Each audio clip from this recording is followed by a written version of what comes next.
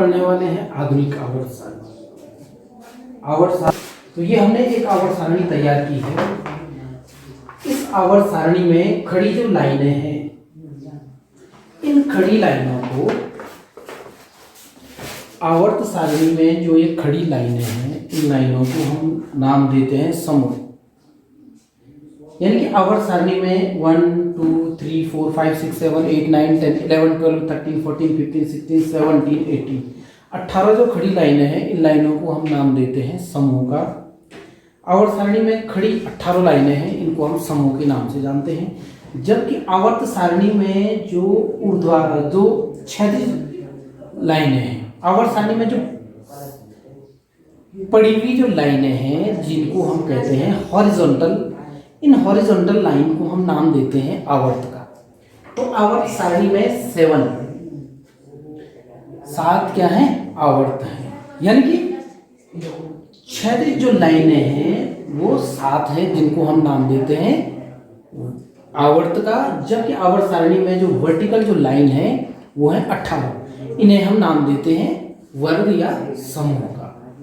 तो आवर्त सारणी में प्रथम जो समूहों के जो तत्व हैं उसमें हम देखते हैं कि hydrogen, lithium, sodium, potassium, rubidium, cadmium, francium.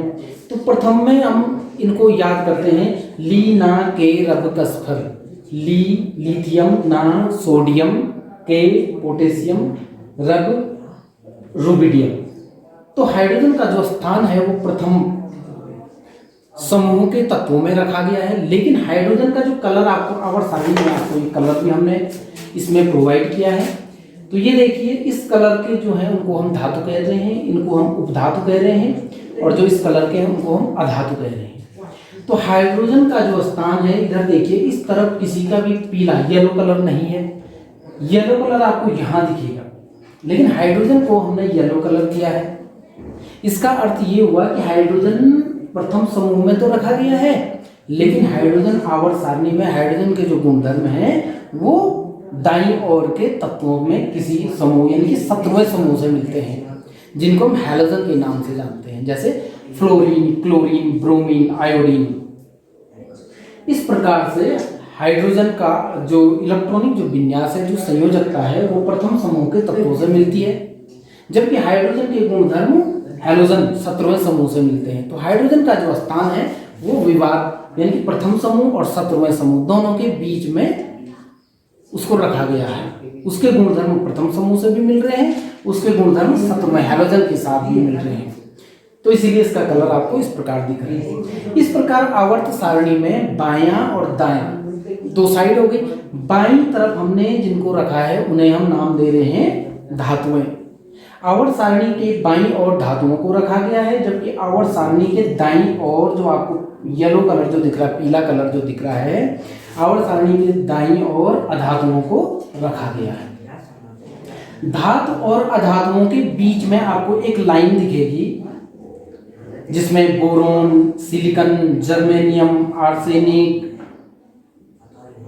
टेलियम, polonium, इन पे आपको अलग सा कलर दिखेगा और ये एक जिगजैग लाइन बनाएंगे, सीधी लाइन नहीं बनाएंगे। इन्हें हम नाम दे रहे हैं, ये धातु और अधातु के बीच की लाइन है, इसलिए इनको हम नाम देते हैं उपधातुओं के। यानी कि इनके गुणधर्म धातुओं से भी मिलते हैं बाईं तरफ, जबकि दाईं तरफ अधातुओं के साथ इनके गुणधर्म मिलते हैं, तो इन्हें हम नाम देते हैं उपधातुओं का।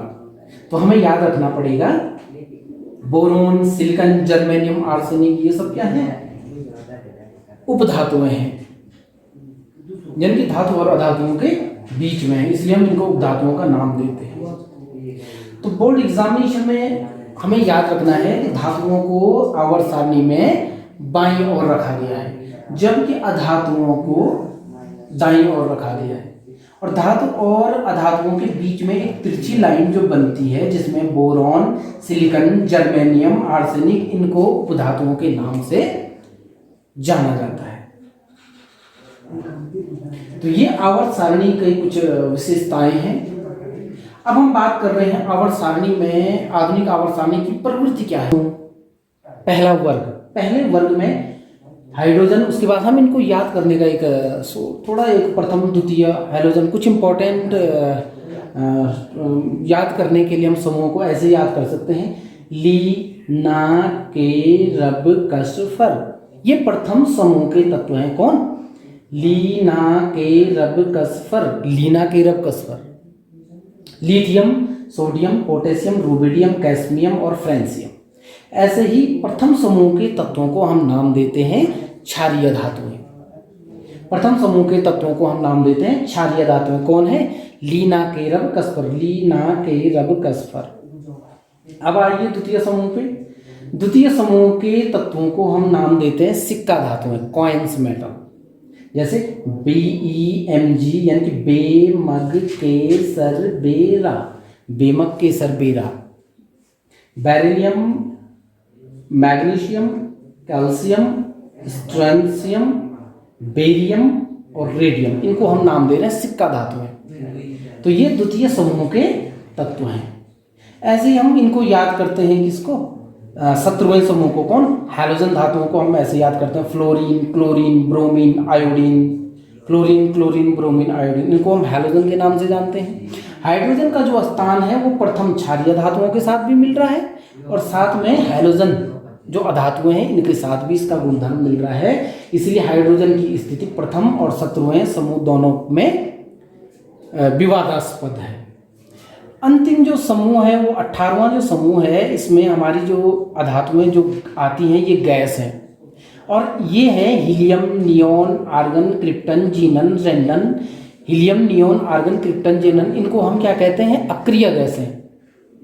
सक्रिय नहीं, अक्रिय गैसें। इनको अक्रिय इस मायने में कहा जाता है क्योंकि इनका जो इलेक्ट्रॉनिक विन्यास होता है, इनके जो कोश होते हैं KLMN, वो पूर्णतः भरे होते हैं। जैसे हीलियम 2 नंबर पे है तो पहली कक्षा K में कितने इलेक्ट्रॉन आ गए? 2 इलेक्ट्रॉन आ गए। इसका पूरा कक्ष इलेक्ट्रॉनों से भर चुका है, तो इसको ना तो इलेक्ट्रॉन लेने की जरूरत है ना इस इलेक्ट्रॉन देने की जरूरत है, तो ये रिएक्टिव नहीं होते हैं।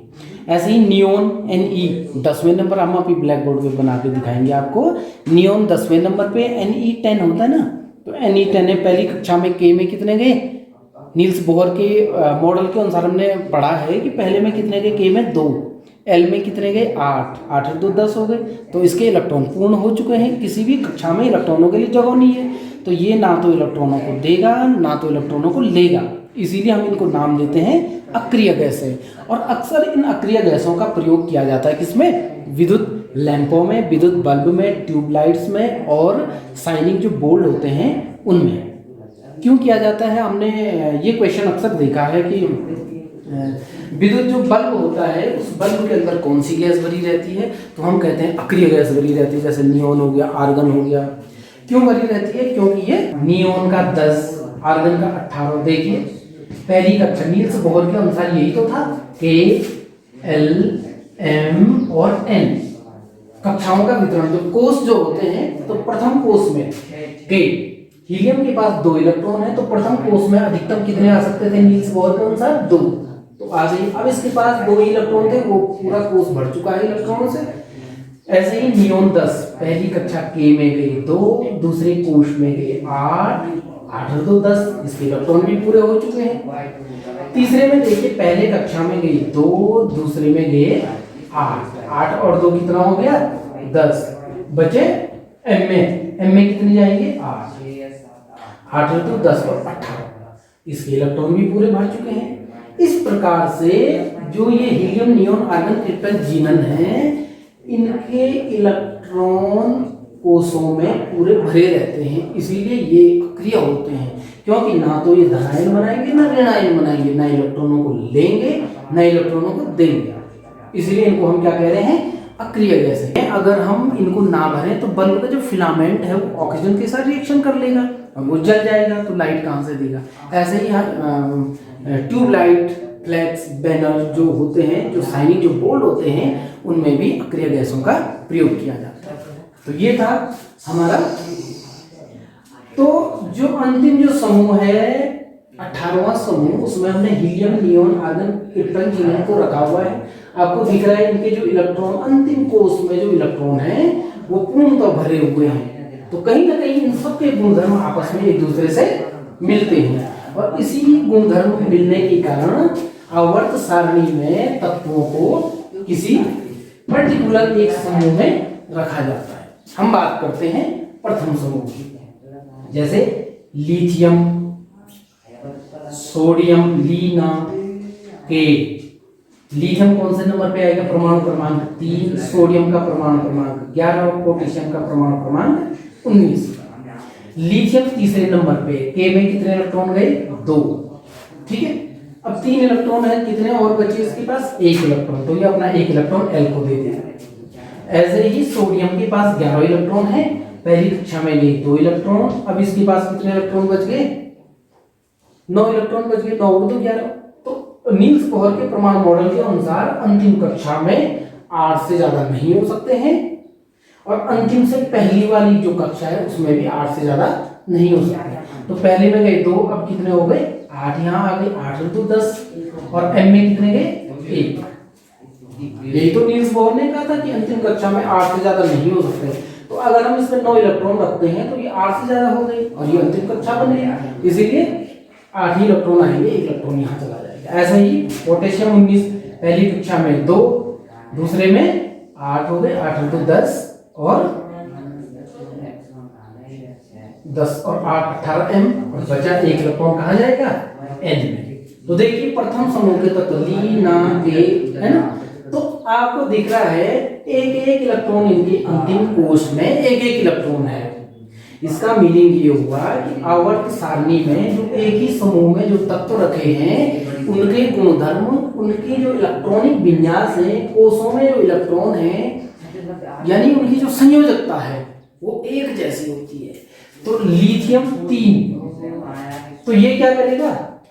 अंतिम कक्षा में 1 इलेक्ट्रॉन है, इसको अभी अंतिम कक्षा में इसमें 8 इलेक्ट्रॉन आ सकते हैं। नील्स बोहर के अनुसार 2n² का फॉर्मूला लगा करके 8 इलेक्ट्रॉन आ सकते हैं, 7 इलेक्ट्रॉन आ सकते हैं इसमें। और तो ये क्या करेगा? या तो कोई इसको 7 इलेक्ट्रॉन दे दे, या फिर ये 1 इलेक्ट्रॉन किसी को दान दे दे। तो इसके लिए सुटेबल क्या रहेगा? कोई इसको 7 इलेक्ट्रॉन तो कोई नहीं देगा, इसीलिए ये क्या करेगा? अपना 1 इलेक्ट्रॉन किसी को दान दे देगा। और जब ये दान देते हैं तो ये क्या बनाते हैं? एलाइड। ये क्या बनाएगा? Lithium plus. प्लस क्यों लिखा हमने? क्योंकि ये इलेक्ट्रॉन को दान दे रहा है, लिथियम धनायन। ऐसे ही सोडियम Na11 2 8 1, अंतिम कक्षा में 1 इलेक्ट्रॉन है, अभी इसको 7 इलेक्ट्रॉन और चाहिए इस कोर्स को पूरा करने के लिए, तो इसको 7 इलेक्ट्रॉन कोई देगा नहीं, तो ये क्या करेगा? 1 इलेक्ट्रॉन किसी को दान दे देगा। और जब ये दान दे देगा तो ये क्या बनाएगा? Na+। तो ये है सोडियम और ये है सोडियम आयन। कौन सा आयन? धनायन, पॉजिटिव आयन, सोडियम धनायन।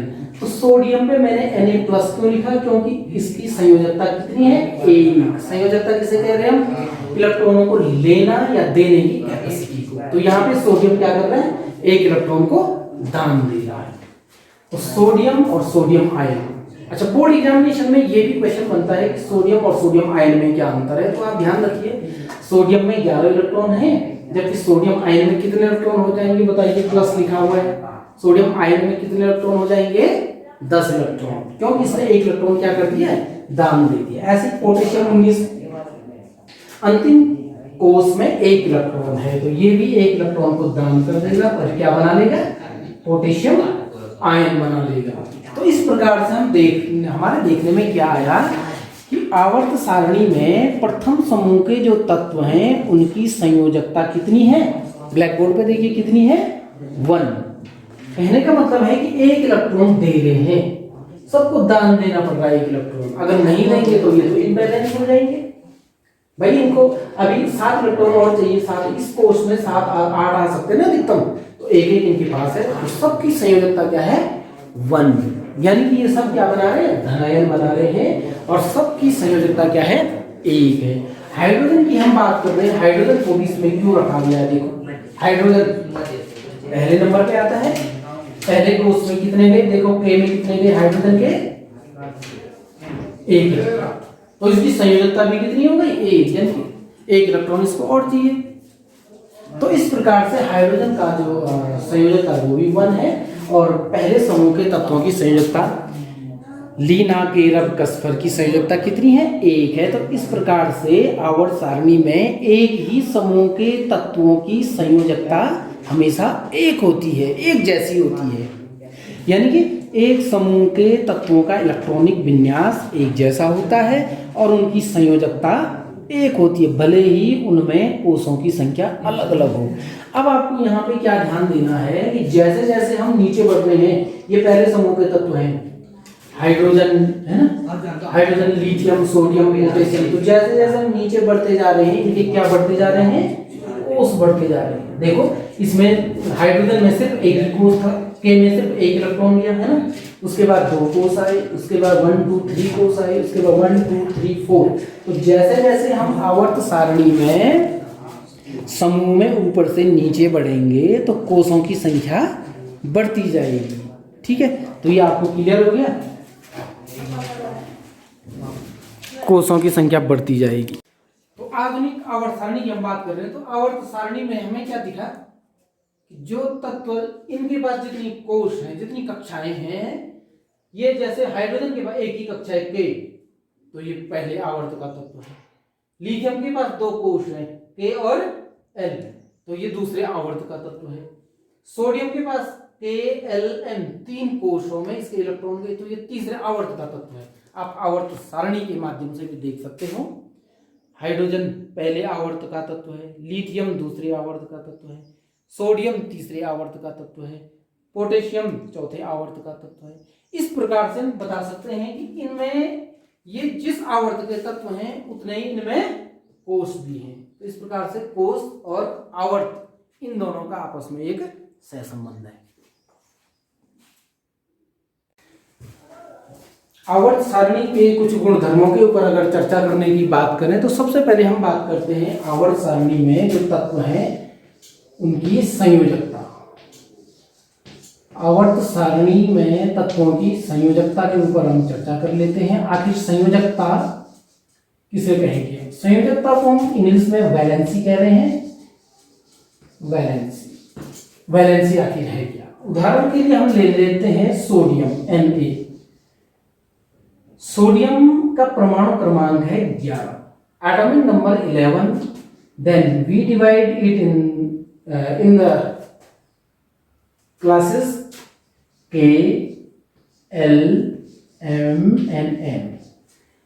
सोडियम के जो 11 इलेक्ट्रॉन हैं, पहली कक्षा में नील्स बोहर के परमाणु मॉडल के अनुसार 2 इलेक्ट्रॉन गए। एल की बात करें तो एल में गए 8 इलेक्ट्रॉन, 8 और 2 10, और बचे 1 इलेक्ट्रॉन, वो गए एम कोष में। इस प्रकार से सोडियम की अंतिम कक्षा में 1 इलेक्ट्रॉन है और अंतिम कक्षा में 8 इलेक्ट्रॉन हो सकते हैं, ये नील्स बोहर का मॉडल कहता है। तो यहाँ पे 8 इलेक्ट्रॉन हो सकते हैं, लेकिन यहाँ पे सिर्फ 1 इलेक्ट्रॉन है, तो अभी इसको 7 इलेक्ट्रॉन और चाहिए। तो सोडियम को 7 इलेक्ट्रॉन तो कोई देगा नहीं, बदले में ये क्या करेगा? अंतिम कोष में अष्टक नियम को पूर्ण करने के लिए, 8 इलेक्ट्रॉन पूर्ण करने के लिए ये 1 इलेक्ट्रॉन का दान दे देता है, डोनेट कर देता है। और डोनेट करने के बाद सोडियम क्या बना देता है? सोडियम आयन बना लेता है, Na+। इस प्लस का मतलब है कि Na+1, यानी सोडियम आयन। जब भी हम सोडियम आयन कहेंगे तो इसका मतलब है कि अब इसके पास सिर्फ 10 इलेक्ट्रॉन है, 2 और 8 इलेक्ट्रॉन। 1 इलेक्ट्रॉन ये क्या कर चुका है? डोनेट कर चुका है। तो इस प्रकार से सोडियम की जो वैलेंसी बनेगी वो कितनी बनेगी? 1 बनेगी। अभी हम क्षारीय धातुओं के, अन्य क्षारीय धातुओं की वैलेंसी को चेक करते हैं। अब हम बात करते हैं अन्य क्षारीय धातु पोटेशियम की। पोटेशियम परमाणु क्रमांक एटॉमिक नंबर 19, फर्स्ट कोष में गए 2 इलेक्ट्रॉन, देन नाउ 8 इलेक्ट्रॉन, 8 और 2 10, फिर गए 8 18 और फिर गए 1। तो इस प्रकार से हमें दिख रहा है कि सोडियम की वैलेंसी 1 हमने कही, Na+ का हमने। ऐसे पोटेशियम की बात करें तो पोटेशियम भी क्या बनाएगा? A+। प्लस क्यों लिखा हमने? प्लस का मतलब है कि +1 को लिखा नहीं जाता है क्योंकि इसकी संयोजकता भी 1 है। ये भी क्या करेगा? अंतिम अष्टक नियम को पूर्ण करने के लिए, अंतिम कोष के अष्टक नियम को पूर्ण करने के लिए अपना अंतिम 1 इलेक्ट्रॉन क्या कर देता है? डोनेट कर देता है। और जब ये एक इलेक्ट्रॉन को डोनेट कर देगा तो इसका अष्टक 8 इलेक्ट्रॉन इसके अंतिम कक्षा में पूरे हो जाएंगे। इस प्रकार से हम कह सकते हैं कि सोडियम की संयोजकता 1 है, पोटेशियम की संयोजकता 1 है। अब हम बात करते हैं सिक्का धातुओं की, यानी कि दूसरे समूह के मैग्नीशियम Mg परमाणु क्रमांक है 12। पहली कक्षा में जो इलेक्ट्रॉन गए वो गए कितने? 2, क्योंकि नील्स बोहर के 2n² के अनुसार पहली कक्षा में 2, देन नाउ 8 और 2 10 और m में गए 2। कैल्शियम की बात करें तो कैल्शियम 20 नंबर पे है। हम इसके इलेक्ट्रॉनों का विन्यास लिखते हैं तो 2 8 और 2 10 8 18 और 2 20। तो इस प्रकार से हमें दिख रहा है कि मैग्नीशियम क्या है? 2।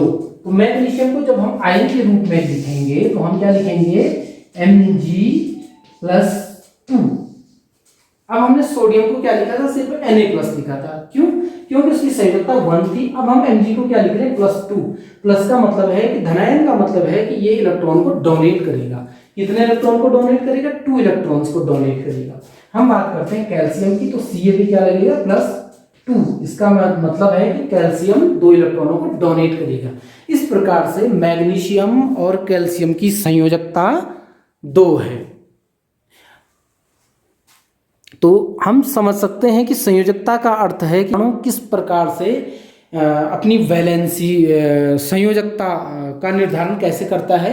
अष्टक नियम को पूर्ण करने के लिए वो अपने अंतिम कोष के 8 इलेक्ट्रॉन पूरे करने के लिए या तो इलेक्ट्रॉनों को देता है या इलेक्ट्रॉनों को लेता है, और उसी को हम उसकी संयोजकता के नाम से जानते हैं। अब आइए अब हम कुछ ऋणायन संयोजकता वाले तत्वों पर चर्चा करें। यहाँ हमें दिख रहा है क्लोरीन 17 Cl17 परमाणु क्रमांक, एटॉमिक नंबर है इसका 17। हम इसकी संयोजकता की बात करें तो पहले इसके कोषों में इलेक्ट्रॉनों का वितरण अगर हम देखें तो पहले कोष K में गए 2 इलेक्ट्रॉन, L में गए 8 इलेक्ट्रॉन और M में गए 7 इलेक्ट्रॉन। तो जो अंतिम कोष है M, वहाँ पे अष्टक नियम को पूर्ण करने के लिए क्लोरीन 1 इलेक्ट्रॉन की इसको आवश्यकता है अंतिम कोष में, यानी कि M में 8 इलेक्ट्रॉन। भाई नील्स बोहर ये तो कहता है कि अंतिम कोष में 8 इलेक्ट्रॉन पूरे होने चाहिए, अष्टक नियम यही तो कहता है। तो अब क्या करता है ये कि किसी से 1 इलेक्ट्रॉन को ले लेता है। ये डोनेट नहीं करेगा क्योंकि 7 इलेक्ट्रॉन ये किसी को देने की बजाय किसी से 1 इलेक्ट्रॉन ले लेगा, ये इसके लिए सुटेबल रहेगा। इसलिए क्लोरीन क्या बनाएगा? Cl-1। अब आपको समझ आएगा। सोडियम पे हमने क्या लिखा? Na+1, क्योंकि वो इलेक्ट्रॉन डोनेट कर रहा है। हम यहाँ पे क्या लिख रहे हैं? क्लोरीन -1, क्योंकि वो 1 इलेक्ट्रॉन इसको चाहिए। ये क्या है? एक्सेप्टर है, रिसीवर है ये। अब देखिए, इसका मतलब है कि क्लोरीन की संयोजकता कितनी है? -1, जबकि सोडियम की कितनी थी? +1। अब हम बनाते हैं NaCl। संयोजकता के आधार पर ही यौगिकों का निर्माण होता है। सोडियम और क्लोरीन आपस में मिलकर के सोडियम क्लोराइड का निर्माण करते हैं। लेकिन किस प्रकार करते हैं? देखिए, सोडियम की संयोजकता है +1। इस सोडियम ने +1 इलेक्ट्रॉन को क्या कर दिया? क्लोरीन को दे दिया। क्लोरीन के पास थे 7 इलेक्ट्रॉन, 1 2 3 4 5 6 और 7 इलेक्ट्रॉन। यहां से 1 इलेक्ट्रॉन कहां आया? यहां पे आया X। तो क्लोरीन ने क्या कर दिया? अपने 8 इलेक्ट्रॉन पूरे कर दिए और सोडियम के ऑलरेडी 8 इलेक्ट्रॉन पूरे हो चुके हैं। पहली कक्षा में 2, दूसरे में 8 8 और 2 10। 1 इलेक्ट्रॉन इसने डोनेट कर दिया तो इसका भी अष्टक पूरा हो गया और इसका भी अष्टक पूरा हो गया, और तब जाकर के क्या बना? NaCl की संरचना बनी। तो इस प्रकार से NaCl के क्रिस्टल बने। तो ये संयोजकता वैलेंसी पे हमने अभी चर्चा की। तो Na की हमने बात की तो पॉजिटिव धनायन संयोजकता, जबकि क्लोरीन की ऋणायन संयोजकता। मैग्नीशियम की हमने देखा +2 संयोजकता। तो इस प्रकार से वैलेंसी संयोजकता जब हम देखते हैं तो हमें ये पता चलता है कि किसी भी आवर्त में, किसी भी समूह में, किसी समूह की हम बात कर रहे हैं तो किसी समूह में ऊपर से नीचे आप देख लीजिए सारे तत्वों की संयोजकता एक जैसी होगी। उदाहरण के लिए हम प्रथम समूह की बात करें तो प्रथम समूह में hydrogen, lithium, sodium, potassium, rubidium की अगर हम बात कर रहे हैं तो लिथियम की भी संयोजकता +1 है, तो सोडियम की भी +1 है, पोटेशियम की +1 है, रूबिडियम की +1 है। यानी कि पहले समूह के तत्वों की संयोजकता 1 है। ऐसी दूसरे की बात करें तो Mg+2 Be+2 Ca+2, तो दूसरे समूह के तत्वों की संयोजकता +2 है। इस प्रकार से हम कह सकते हैं कि समूह में तत्वों के गुणधर्म आपस में उनकी संयोजकता पे भी निर्भर करते हैं, इसीलिए इनको एक समूह में रखा गया है, क्योंकि इनकी संयोजकता, इनके रासायनिक गुणधर्म एक जैसे होते हैं। अब हम दूसरा जो पॉइंट है वो हम बात कर रहे हैं परमाणु त्रिज्या की। परमाणु त्रिज्या, अब हम बात कर रहे हैं परमाणु त्रिज्या की। तो यहाँ पे आप देखिए पोटेशियम 19, कैल्शियम 20, यानी कि हम बात कर रहे हैं हम चौथे आवर्त की। चौथे आवर्त के तत्व हैं दोनों, यानी बाएं से दाएं। तो जैसे हम बाएं से दाएं जा रहे हैं, आपको दिख रहा है कि बाएं से दाएं जाने पे KLMN परमाणु की जो त्रिज्या है वो त्रिज्या बढ़ रही है।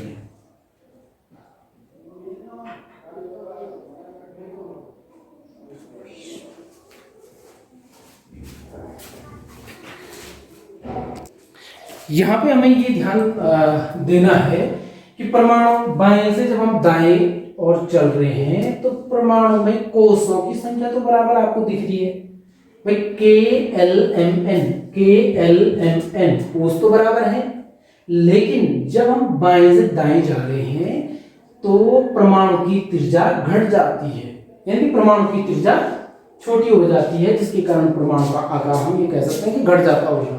परमाणु की त्रिज्या किस मायने में घट जाती होगी कि परमाणु के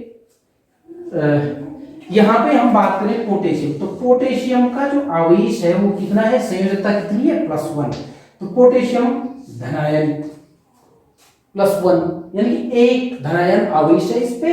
अगर हम कैल्शियम पे जाते हैं कि एक बाएं से दाएं बढ़ते हैं, तो कैल्शियम की बात हम कर रहे हैं, तो कैल्शियम पे कितना आवेश है, 2+ या +2। तो यहाँ पे +1 हो गया, यहाँ +2 हो गया। तो आपको दिख रहा है कि बाएं से दाएं जाने पे आवेश में वृद्धि हो रही है। तो जब आवेश बढ़ता जाएगा तो जो केंद्रक है वो इलेक्ट्रॉनों को अपनी ओर आकर्षित करेगा, खींचेगा, क्योंकि आवेश बढ़ रहा है, क्योंकि अंदर तो प्रोटॉन तो इसमें 20 है, प्लस तो 20 है अंदर, है ना। अब इस पे आवेश बढ़ गया 2+, तो ये क्या करेगा, इलेक्ट्रॉनों को अपनी ओर, केंद्र की ओर आकर्षित करेगा, जिसके कारण धीरे धीरे परमाणु का जो त्रिज्या है वो घटती जाएगी, और बाएं से दाएं जाने पे परमाणु की त्रिज्या में घटोतरी के साथ साथ परमाणु के आकार में कमी देखी जाएगी। तो इस प्रकार बाएं से दाएं जाने पे परमाणु की त्रिज्या घटती जाती है। आवेशों के बढ़ने के कारण परमाणु जो इलेक्ट्रॉन है वो केंद्र की ओर खींचे चले आते हैं, जिसके कारण त्रिज्या घट, यानी कि परमाणु का साइज बाएं से दाएं जाने पे घट जाता है। अब हम बात करेंगे परमाणु का साइज ऊपर से नीचे जाने पे क्या होता है। तो ऊपर से नीचे जाने की हम बात कर रहे हैं, तो जैसे हम किसी वर्ग में ऊपर से नीचे जाते हैं तो आपको यहाँ पे स्पष्ट दिख रहा है, क्षारीय धातु हमने उदाहरण के तौर पे लिए, तो ली ना के सोडियम पोटेशियम, है ना, 11वें नंबर पे परमाणु क्रमांक, इसका 19 नंबर पे। तो देखिए यहाँ पे एक कोष, दूसरा कोष, तीसरा कोष, कोषों की संख्या 3 है, यानी कि हम कह सकते हैं कि Na में पहला कोष, दूसरा कोष और तीसरा कोष। पहले में 2 गए, 1 और 2, दूसरे में 8 गए, 1 2 3 4 5 6 7 8 और तीसरे में गया 1। हम बात कर रहे हैं उसके नीचे पोटेशियम में 19वें नंबर पे हमने लिखा पोटेशियम पहली कक्षा, दूसरी कक्षा, तीसरी कक्षा और चौथी कक्षा। पहली कक्षा में गई 2 1 2, दूसरे में गए 8 1 2 3 4 5 6 7 8, तीसरे में गए 8 1 2 3 4 5 6 7 8 और फिर गया 1। तो यहाँ पे देखिए 1 KLM, यहाँ पे KLMN, यानी कि किसी समूह या वर्ग में ऊपर से नीचे जाने पे कोषों की संख्या में वृद्धि हो रही है। तो हमें स्पष्ट दिखाई दे रहा है, जैसे जैसे कोष बढ़ते जाएंगे तो उसकी त्रिज्या बढ़ती जाएगी, और त्रिज्या बढ़ने के कारण परमाणु का साइज बढ़ता जाएगा, यानी कि वर्ग में नीचे जाने पे, समूह में नीचे जाने पे परमाणु की त्रिज्या और आकार में वृद्धि होती है, जबकि आवर्त सारणी में बाएं से दाएं जाने पे, आवर्त में बाएं से दाएं जाने पे परमाणु त्रिज्या और आकार में घटोत्तरी होती है, घटता है। अब हम बात करते हैं तीसरा जो गुणधर्म है, वो हम बात कर रहे हैं धात्विक गुण की। आवर्त सारणी के धात्विक गुण की जब भी बात की जाती है तो हम आवर्त सारणी में को इस प्रकार से दिखाते हैं कि यहाँ देखिए, आपको सबसे पहले तो आपको ये इसका बाईं साइड हो गया, ये इसकी दाईं साइड हो गई। तो बाईं साइड की हम बात कर रहे हैं, तो बाईं तरफ आवर्त सारणी में बाईं तरफ किसको रखा गया है? धातुओं को। ये क्षारीय धातुएं, सिक्का धातुएं है ना, इस प्रकार से धातुओं को रखा गया है। जबकि आवर्त सारणी में दाईं तरफ किसको रखा गया है? अधातुओं को रखा गया है। दाईं तरफ अधातुओं को रखा गया है, बाईं तरफ धातुओं को रखा गया है। तो ये हमें याद रखना है कि बाईं तरफ धातुएं हैं, दाईं तरफ अधातुएं हैं। अब आपको यहाँ पे एक और फैक्टर आपको दिखेगा, मैं इस चार्ट में आपको दिखा देता हूँ। ये हमने एक TLM तैयार किया था आवर्त सारणी का, तो यहाँ पे आपको कलर से स्पष्ट आपको दिखाई देगा कि आवर्त सारणी में जैसे जैसे हम बाएं से दाएं बढ़ते हैं,